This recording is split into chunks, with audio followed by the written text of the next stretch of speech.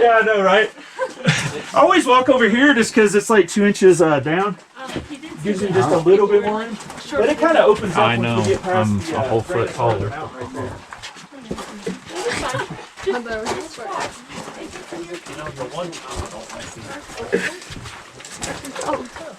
Children that built this mine.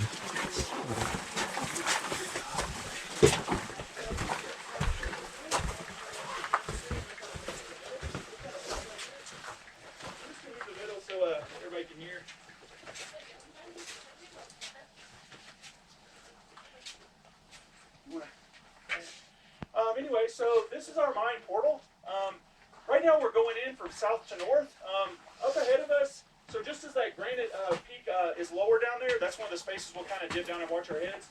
But as they're trying to enter right here, they had found silver veins up on the top of the mountain. The mountain we're going to go in is Republican Mountain.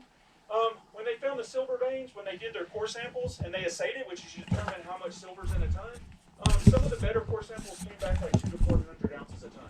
So a significant large amounts of silver, you call it like a motor load. But as they're coming in, when they did their core samples down, they also found in this area that the silver veins ran from the east to the west. So they made their tunnel from south to north. So they're pushing into the mountain, they're going south to north so they would cross all the silver veins.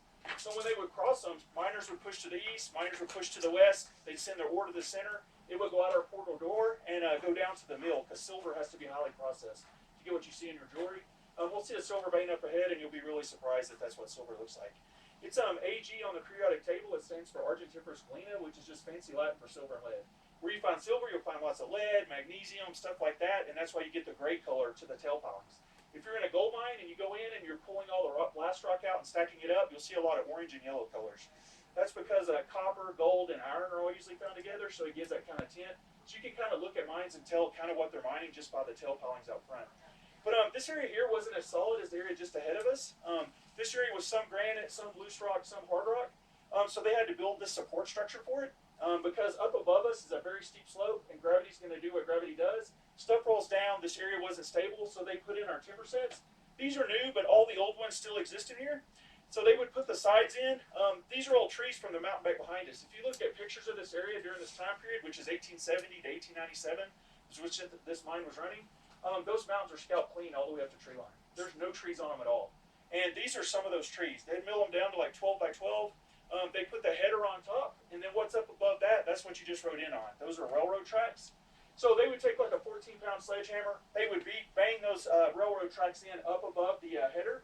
And it's called spiling because they're trying to create a spine or a ceiling up above, and that's to catch all this loose rock. If you just shine your lights up and look, you can see all the rock that it's caught over the last 150 years. So it did a really great job.